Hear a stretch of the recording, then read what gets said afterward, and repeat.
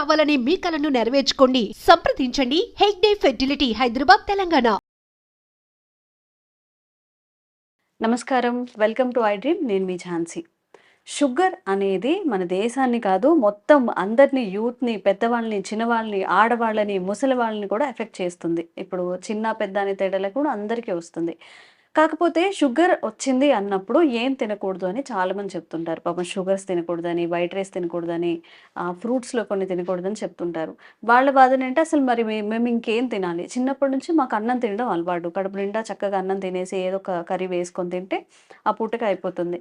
కానీ ఇప్పుడు అన్నమే తినొద్దు అంటున్నారు. ఎలాంటి ఆహారం తీసుకుంటే మంచిది అనే వాదన వాళ్ళలో ఉంది. కాబట్టి అసలు షుగర్ ఉన్న వాళ్ళు ఎలాంటి ఆహార పదార్థాలు తింటే మంచిది? ఈ నరాల పటుత్వానికి కానివ్వండి, ఒక్కసారి కళ్ళు తిరిగి పడిపోతుంది అంటారు, ఒక్కసారి షుగర్ ఎక్కువైపోతుంది, డౌన్ అవుతుంది అంటారు. ఈ ఈ సమస్యలన్నిటికీ కూడా ఎలాంటి ఆహార పదార్థాలు తీసుకుంటే మంచిదో ఈరోజు తెలుసుకుందాం. ప్రస్తుతం మనం నేచురల్ హీరల్ ఇంకా హెర్బలిస్ట్ ఆంజనేయ రాజు గారి దగ్గర ఉన్నాము. నమస్కారం అండి. నమస్కారం అమ్మా. సార్, ఈ రోజు గన్ షార్ట్ గా షుగర్ పేషెంట్స్ ఉన్న వాళ్ళు అసలు ఏం తినొచ్చు? అంటే వాళ్ళకి పాపం నడవడానికి కాళ్ళ నొప్పులు అంటూ ఉంటారు. అండ్ సార్, కొన్ని కేసెస్ లో తింటూనే ఉంటారు వాళ్ళు, ఆకలి ఎక్కువగా వేస్తుందని చెప్పి గంటకి తింటూ ఉంటారు. మరి దానివల్ల ఎలాంటి సైడ్ ఎఫెక్ట్స్ వస్తాయి? అసలు వాళ్ళు ఇదిగో ఈ ఆహారమే తినాలి, తింటే మీకు ఎలాంటి నష్టం జరగదు అనేవి ఈరోజు తెలియజేయండి. అలాగేనమ్మా, తప్పనిసరిగా. చాలా మంచి ప్రశ్న అమ్మా, అందరికీ ఉపయోగపడుతుంది.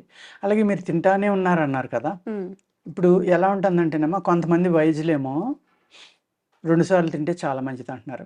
కొంతమంది ఏమో షుగర్ ఉన్న వాళ్ళు కడుపు నిండా తినకూడదు, అస్తమానం తింటా ఉండాలి కొంతమంది తినాలని చెప్తూ. అది వాళ్ళ బ్రెయిన్ లోకి వెళ్ళిపోయింది అనుకోండి. నేను ఆహారం తక్కువ తీసుకుంటే నాకు షుగర్ పెరిగిపోతుందేమో, ఇంకోటో భయపడి వాళ్ళు తినేవాళ్ళు ఉంటారు. అది అలవాటు కింద మారిపోయి తినకపోతే వాళ్ళకి ఏదో అయిపోతుందని భయపడి తినేవాళ్ళు ఉంటారు. అలవాటు అయిపోయి తినేవాళ్ళు ఉంటారు. ఇన్ని రకాలుగా ఉంటారమ్మా. దానివల్ల ఏమవుతుందంటే, మీకు నేను అనుకోవటం అంటే నష్టం తప్ప లాభం ఏం జరగదమ్మా. నష్టమే జరుగుతుంది. ఒబిసిటీ వచ్చేస్తుంది, బాడీ పెరిగిపోతుంది, వెయిట్ పెరిగిపోతారు, అనేక రకాల సైడ్ ఎఫెక్ట్లు వస్తాయి. ఈ షుగర్ అనే దాంట్లో ఏంటంటేనమ్మా, ఈ కార్బోహైడ్రేట్స్ ఎక్కువ తింటే, అంటే గ్లూకోజ్ కింద కన్వర్ట్ అయ్యి ఆహార పదార్థాలు ఎక్కువ తీసుకోవడం వల్ల షుగర్ పెరిగిపోతుంది. తొందరగా అరిగిపోయి ఆహార పదార్థాలు తినటం వల్ల. అందుకు గ్లూకోజ్ తక్కువ ఉన్నాయి, ఫైబర్ ఎక్కువ ఉన్నాయి, ఇటువంటి తినమని చెప్తారు. చేదుగా ఉన్న పదార్థాలు కూడా ఎక్కువ తినమని చెప్తారు. ఇక్కడ షుగర్కి ఇండైజేషన్కి ఒక లింక్ ఉంటుందమ్మా నా లెక్క ప్రకారం. ఈ ఇండైజేషన్ వల్ల మనం తిన్న ఆహారం టాక్సిన్స్గా మారిపోవటం వల్ల, తొందరగా అరక్కపోవటం వల్ల అనేక రకాల సైడ్ ఎఫెక్ట్లు, లేకపోతే ఈ లివర్ ఇబ్బంది పడటం, స్ప్లీన్ ఇబ్బంది పడటం, లేకపోతే రక్తం చిక్కబడిపోవటం, ఇలాంటివి జరిగినప్పుడు కూడా కొన్ని ఆర్గాన్స్ తను చేసి పని తను ఈజీగా చేయలేవమ్మ. చేయకపోవటం వల్ల కూడా అనేక రకాల ప్రాబ్లమ్స్ వస్తాయి. అందులో ప్యాంక్రియాస్ సరిగ్గా పనిచేయకపోతే షుగర్ వస్తుంది మనకి. లివర్ సరిగ్గా పనిచేయక దాంట్లో ఉన్న కల్మషం ప్యాంక్రియాస్కి వెళ్ళడం వల్ల కూడా వస్తుంది. రెండు దగ్గరలో ఉంటాయి కాబట్టి. అలాగే ఈ టాక్సిన్స్ అనేవి బాడీ అంతా తిరుగుతాయి కాబట్టి అన్నిటి మీద ఎఫెక్ట్ చూపించవచ్చమ్మా, అనేక గ్లాండ్స్ మీద. దానివల్ల కూడా షుగర్ వస్తుందండి. ఈ షుగర్ వచ్చాక తినయి ఏంటి, తినకూడదు ఏంటంటే, ఇప్పుడు ఎలాగా గ్లూకోజ్ పదార్థం తింటే పెరిగిపోతుంది. కొంతమందికి నేను స్వీట్ తింటాను రోజు, నాకు పెరగదని కూడా అంటారు. అందుకని ఇక్కడ ప్రతిదీ కూడా బాడీ నేచర్ని బట్టి మనం దీన్ని తీసుకోవాలమ్మా. ఆహార పదార్థాలు కానీ ఇంకోటి కానీ. ఇక్కడ సజెస్టబుల్ ఏంటంటే, ఫైబర్ ఎక్కువ ఉన్నాయి తినమంటారు, అది కరెక్టేనమ్మా. ఫైబర్ ఎక్కువ ఉన్నది తినటం వల్ల ఏమవుతుందంటే, మీకు ఎర్లీ మార్నింగ్ మీకు ఈ షుగర్ ఉన్న వాళ్ళలో ఎక్కువ కేసులు మేము అబ్జర్వ్ చేసింది ఏంటంటే 40 to 50% కాన్స్టిపేషన్ ఉన్న వాళ్ళకి వస్తుందమ్మా. మలబద్ధకం వల్ల కూడా ఈ షుగర్ అనేది ఫ్రీగా మోషన్ కి వెళ్ళని వాళ్ళందరిలో వచ్చే అవకాశం ఉంటుంది, ఎక్కువగా ఉంటుంది, షుగర్ రావడానికి అవకాశం ఉంటుంది. అందుచేత ఈ ఫైబర్ తినడం వల్ల ఫ్రీగా మోషన్ అయిపోయి ఈ ఇంటెస్టైన్స్ అనేది క్లీన్ అవడం వల్ల కూడా మీకు షుగర్ అనేది కంట్రోల్ రావడానికి అవకాశం ఉంటుంది. అందుకు ఆయుర్వేదంలో మీకు తేలిగ్గా అరిగే ఆహార పదార్థాలు షుగర్ వాళ్ళకి తినాలి అనేది కొన్ని ఫార్ములాస్ ఉంటాయమ్మా. అందులో ఒకటి మీకు చెప్తాను, రెండు చెప్తానండి. మనకి ఏదైతే శనగలు ఉంటాయి కదమ్మా, ఈ శనగల్ని కనుక మనం నానబెట్టుకుని జాగ్రత్తగా ఉడకబెట్టుకుని, తెల్ల శనగలు సార్, తెల్ల శనగలు కాదమ్మా, కాబులీ శనగ కాదు, మన న్యాచురల్ గా వచ్చి చిన్న శనగలు ఉంటాయి కదా, చిన్న శనగల్లో బ్రౌన్ కలర్ ఉంటాయి కదా, బ్లాక్ కాకుండా అయ్యమ్మ. చిరు శనగలు ఏర్పాటు శనగలు, కాబులీ శన, 3 రకాల. కాబులీ శన కూడా తినొచ్చు, ఇండియన్ ఫుడ్, అదే మన నేటివ్ ఫుడ్స్ అయితే, హైబ్రిడ్స్ కాకుండా. అవి మీరు నానబెట్టుకుని ఉదయం దాన్ని చక్కగా ఉడకబెట్టుకునమ్మా ఫ్రై చేసుకుని కాస్త నెయ్యి ఉప్పు కారం ఇలా వేసుకుని కనుక బ్రేక్ఫాస్ట్గా వారానికి ఒక 2-3 సార్లు తింటా ఉంటే మీకు తొందరగా ఆకలి అవుతుంది. ఓకే. శనగలు టైం అరగటానికి పడుతుంది చాలా కాబట్టి. టైం పడుతుంది. ఆ టైం పట్టడం వల్ల ఏమో స్లోగా అరుగుతాయి. అందులో మీకు ఈ ఏదైతే మీరు కార్బోహైడ్రేట్ అంటున్నామో మనం అది తక్కువ ఉంది. అందులో తక్కువ ఉండటం వల్ల ఏమవుతుందంటే షుగర్ సడన్గా పెరగడం అనేది జరగదు. ఆ స్లోగా బలంగా ప్రోటీన్ ఫుడ్ తినటం వల్ల కూడా మనకి ఇక్కడ కొంచెం షుగర్ అనేది కంట్రోల్ అవుతుంది.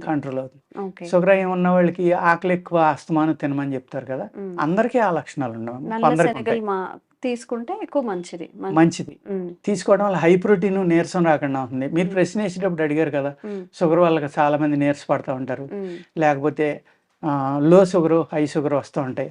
అటువంటిని బ్యాలెన్స్ చేయడానికి కూడా ఈ శనగలు అనేది అద్భుతంగా పనిచేస్తుంటాయి. అదేవిధంగా బార్లీ గింజలు మనం జవ అంటాం, దాన్ని ఎవలు అంటాం, జవ అని కూడా అంటారు నార్త్ ఇండియాలో.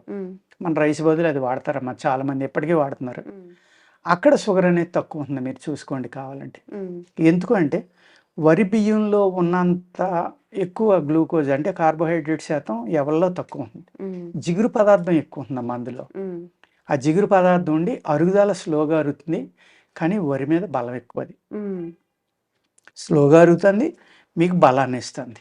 ఈ 2 కారణాల వల్ల ఏమవుతుందంటే ఈ శనగలు, బార్లీ 2 కలిపి కూడా వేపించిన పచ్చి శనగలు, బార్లీ కలిపి కూడా మనం బార్లీ సగం తీసుకున్నామా, శనగలు సగం తీసుకుని ఒక హాఫ్ భాగం తీసుకుని ఒక భాగం బార్లీ తీసుకుని కూడా మీరు పౌడర్ చేసుకుని ఆ పౌడర్ దోశగానో రొట్టిగానో కాల్చుకుని తినడం వల్ల కూడా మీకు షుగర్ అనేది చాలా కంట్రోల్ అవుతుంది. పొట్టుతో సహా తీసుకోవాలి, పొట్టుతో సహా తీసుకోవాలమ్మా.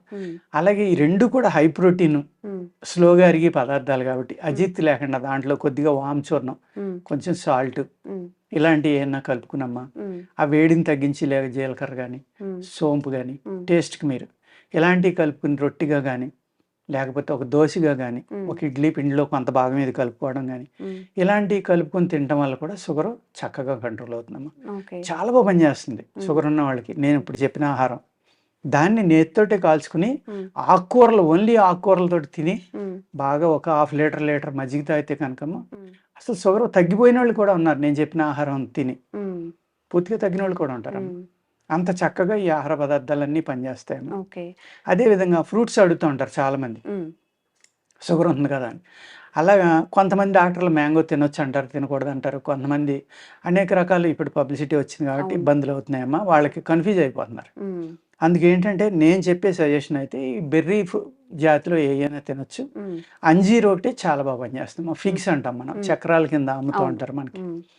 అలాగే అవకాడో, లేకపోతే డ్రాగన్ ఫ్రూట్, పైనాపిల్లో కూడా మెగ్నీషియం ఎక్కువ ఉంటుంది, ఫైబర్ ఎక్కువ ఉంటుంది, మినరల్స్ ఎక్కువ ఉంటాయమ్మా. తినొచ్చు. అందులో సిట్రిక్ యాసిడ్, విటమిన్ సి కూడా చాలా ఎక్కువ ఉంటుంది కాబట్టి చాలా చక్కగా పనిచేస్తుంది అనమాట. ఇలాగా మనం సెలెక్ట్ చేసుకున్నమ్మా, షుగర్ పర్సెంటేజ్ తక్కువ ఉన్నాయి జాగ్రత్తగా తీసుకుంటే కనుక పళ్ళు కూడా తీసుకొచ్చమ్మా. అదేవిధంగా పిండి పదార్థం ఉన్నాయి ఏంటంటే యాపిల్ ఉంది, బాగా పిండి పదార్థం ఉంది. ఆ యాపిల్ తిన్నా కూడా మీకు పిండి పదార్థం ఎక్కువ ఉన్న దాంట్లో వెంటనే అది కార్బోహైడ్రేట్ షుగర్ కింద మారిపోయి గ్లూకోజ్ పెరగడానికి అవకాశం ఉంది. అలాగా ఆ పిండి పదార్థం తక్కువ ఉన్న ఫ్రూట్స్ కనుక మీరు తీసుకుంటే చాలా రకాల ఫ్రూట్స్ కూడా తిన్నా షుగర్ పెరిగిపోదమ్మా. ఈ విధమైన ఆహారం అలవాట్లు మార్చుకుంటే కనుక షుగర్ నుంచి బయటపడటానికి కూడా అవకాశం ఉంది. అలాగే పచ్చి జాక్ ఫ్రూట్ అమ్మా, ఇప్పుడు కేరళలో ఎవరో అది పౌడర్ చేసి అమ్ముతున్నాడు, ఆయనకి పేటెంట్ కూడా వచ్చింది. షుగర్ బాగా కంట్రోల్ అవుతుంది. పచ్చి జాక్ ఫ్రూట్ పైన ముళ్ళు లాంటివి చెక్కేసి దాన్ని చక్రాలు కోసి అన్ని డ్రైయర్ ద్వారా చేసి ఆయన పౌడర్ చేసి అమ్ముతున్నాడు.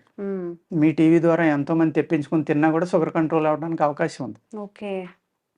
డైరెక్ట్గా తినలేకపోతే దాన్నే చపాతీ పిండిలో కలుపుకోండి, లేకపోతే కాస్త ఇడ్లీ పిండి, కాస్త దోశ పిండిలోనో, కాస్త ఉప్మాలోనో ఇలాంటి వాటిల్లో కొంచెం ఏదో ఒకటి కలుపుకుంటే, మళ్ళీ కలుపుకుంటే మళ్ళీ జిగురు వచ్చేస్తుంది కాబట్టి కష్టం అమ్మ. మిగిలినట్లు మీరు కలుపుకుని అది ఏదో రూపంలో తింటాం, పాలలో కలుపుకుని, డైరెక్ట్గా హాట్ వాటర్లో కలుపుకుని, కోల్డ్ వాటర్లో ఏదో రకంగా ఉదయం సాయంత్రం వాళ్ళు నిర్ణయించిన డోస్ తింటే షుగర్ బాగా కంట్రోల్ అవుతుంది.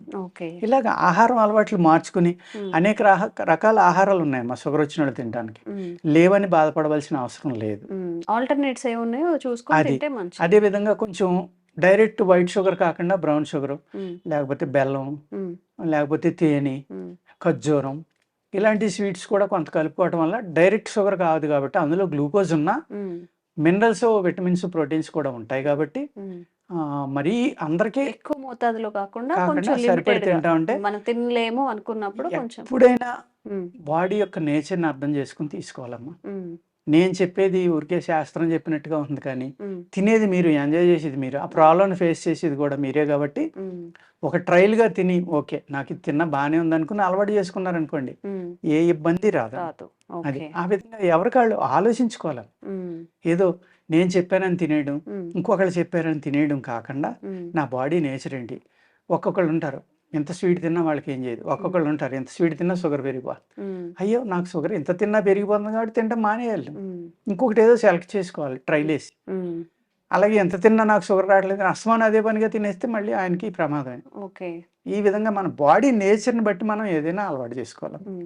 సార్, డ్రై ఫ్రూట్స్ విషయానికి వస్తే ఆ, నువ్వులుండలు కానీ పల్లి పట్టి కానీ అవును ఏమైనా జీడిపప్పుతో కానీ అవును బాదం ఇవన్నీ ఉన్నాయి కదా, అవి అవును ఏమైనా చేసుకొని తినచ్చా? తినొచ్చు కానీ ఉమ్. అన్నీ కూడా బెల్లంతో అయినా తినాలి, నెయ్యితోటి వేపించుకుని అయినా తినాలి. ఆ కాంబినేషన్స్ తో తీసుకోవాలా? తినాలి. ఉమ్, తినకపోతే ఏమవుతుందంటే ఈ డ్రై ఫ్రూట్స్ అన్నీ ఎంత ప్రోటీన్, విటమిన్ ఉంటుందో అంత పైత్యం కూడా ఉంటుందమ్మా అందులో, ఉమ్, పిత్తం ఉంటుంది. ఉమ్, దానివల్ల ఈ పైత్యం పెరిగిపోవడం వల్ల స్కిన్ ప్రాబ్లమ్స్ వస్తాయి, ఉమ్, ఇండైజేషన్స్ వస్తాయి. ఉమ్, ఇది అరక్కపోతే కనుక చాలా ప్రమాదం అమ్మా. చాలా ఫాస్ట్గా టాక్సిన్స్ కింద మారిపోతుంది పొట్టలో. ఉమ్, అల్సర్స్ రావచ్చు, గ్యాస్ట్రిక్ ప్రాబ్లమ్స్ రావచ్చు, చర్మవ్యాధులు రావచ్చు, ఉమ్, లేకపోతే తలపోటు రావచ్చు, వికారం రావచ్చు, మొహం తిరగచ్చు, ఉమ్. ఇన్ని రకాల సైడ్ ఎఫెక్ట్లు వస్తాయమ్మా. అవును. అందుకు అదే నెయ్యి కానీ బెల్లం కానీ కలిపి తిన్నారనుకోండి ఒక అమృతం కింద మారుతుంది అది. ఉమ్, అది కూడా రుచిగా ఉందని విపరీతంగా తినేయకూడదమ్మా. లిమిటెడ్ మీ గా. బాడీ వెయిట్ని బట్టి మీరు ఉమ్, ఎంత తింటే రోజు పనిచేస్తుంది. ఉమ్. బాగుందని అదే పని కింద తింటే మళ్ళీ ఏమవుతుందమ్మా, షుగర్స్ పెరుగుతాయి, షుగర్స్ బెల్లమైనా ఎక్కువ తినేస్తే పెరుగుతాయి కదా. పెరగకపోయినా ఇండైజేషన్ రావడం వల్ల రేపొద్దున అనేక ప్రాబ్లమ్స్ వస్తాయి. ఓకే. ఓకే. అది సరే, ఇంకొక చిన్న సందేహం ఏంటంటే ఉమ్, కొబ్బరి నీళ్ళు. ఉమ్,